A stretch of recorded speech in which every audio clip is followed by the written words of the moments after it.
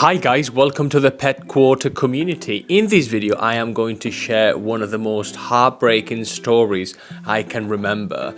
So I hope this serves you as a bit of a guideline and as a bit of warning in case you are in the same predicament. So this particular customer, Sausage Dog, had been on Apoquel for years.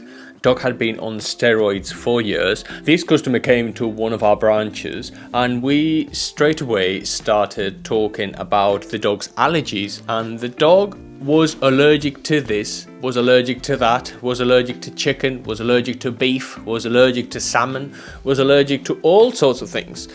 To then, because we specialize in nutrition, I started asking this lady about everything they gave the dog and all the dog's conditions. What do they do with the dog? And she said, well, the dog cannot have anything, so we're not going to buy any treats, we're not going to buy anything because the dog is on a special diet. Okay, so what do you give the dog? And she started telling me about all the treatments she gives the dog, the Apoquel, the steroids, the baths, all the coconut oil, rubbing the dog's paws every other day, how crusty the elbows are, and all these recurring infections and these recurring bouts of pruritus, dermatitis, and flaky, itchy skin that the dog had been having for years. And the dog wasn't really getting any better, and she wasn't really willing to entertain anything I was saying. So I am going to share with you what the dog had been prescribed and what the dog had been eating for a long time. The food in question is the Hill's prescription diet, food sensitivities, the ZD, which is very popular with this sort of customer. So remember that the dog was allergic to chicken, the dog was allergic to beef, the dog was allergic to salmon, and the dog was allergic to a whole bunch of things. She had the dog allergy tested, blood allergy tested, so she knew precisely what the dog, and the vet knew what precisely the dog was allergic to. So yeah, the ingredients in this food are, the first ingredient is maize starch, which the dog was allergic to. The second one is chicken liver hydrolysate. Only 26% is chicken.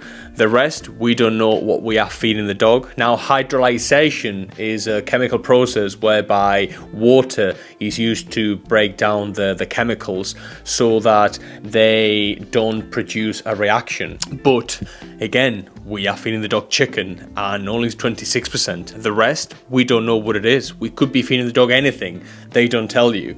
And then we have ground pecan shells and cellulose and coconut oil that the dog was allergic to, and fish oil, which the dog, guess what, was allergic to. And this conversation went on, and I said to them, well, the best thing for you to do is to check the allergy test sheet ingredient by ingredient and contrast that with what you are feeding the dog. And she kept repeating, well, listen, I've been to my vet and my vet has put me on this prescription food and that's all I'm going to do. You're not a vet, basically. That's what she was implying. You are not a vet, and who are you to tell me that the vet is wrong? And who are you to tell me to change the food? Or who are you to tell me to look at the ingredients? Or who are you to tell me to check everything I'm giving the dog? And I had to sort of like bite my lip, but yeah. Chicken, the dog was allergic to chicken.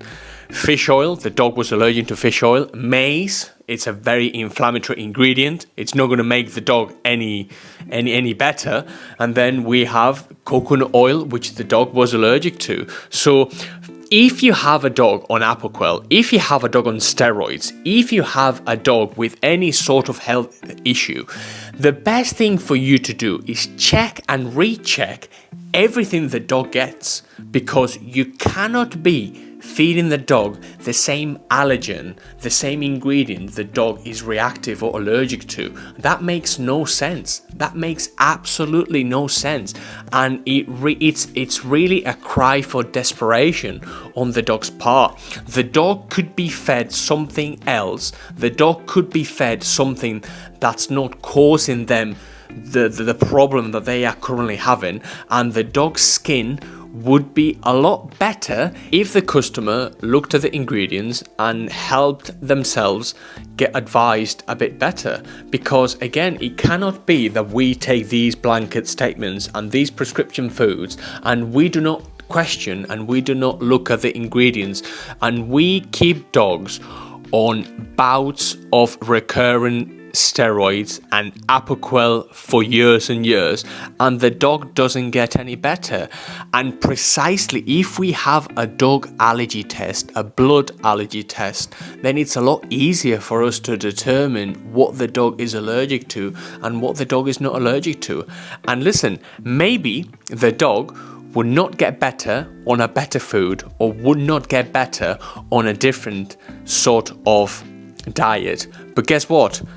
We see 9 times out of 10, we see all the time, 10 times out of 10, how dogs get put on better foods, better diets, better ingredients, and the dogs get better. So that's our experience. We've been doing this for a long time. People come to us all the time with all sorts of problems, and the dog doesn't really have the sort of allergy the owner thinks they do. They really don't. All the problem is rubbish ingredients, is garbage diets, garbage foods, and garbage in, garbage out. And let me tell you something, dogs do not need any of these inflammatory ingredients. What you are doing when you overload the dog with maize starch and all these ingredients is put the dog into overdrive, basically. Dogs have 3 energy systems, and they are meant to run on the fatty acid oxidation system, and that can only be achieved if you reduce the amount of carbohydrates you give the dog. Especially if you have a dog with an allergy, you must be able to see, you must be able to check what the dog is having, what specific ingredients are going in, and how are we monitoring the situation. Always check the ingredients for everything you give your dog. If you have a dog on recurring bouts of Apoquel and steroids and vet visits, contact us today. We will be able to help. We do this day in and day out, and the dogs get better. For a better selection of foods, please look in the link down below, and you will be able to see that those ingredients in those foods are a lot better than your maize starch and your 26% chicken liver hydrolysate and your powdered cellulose and all these ingredients. We do not recommend. We would never sell anything like this because it isn't good for dogs. It might be good for business, but it's not good for dogs. I strongly believe that. Please leave a comment below. If you have any questions, please do get in touch. We are very happy to help. We are always helping, and it is our aim to help as many of you as we can. Thank you, and I will see you in the next one.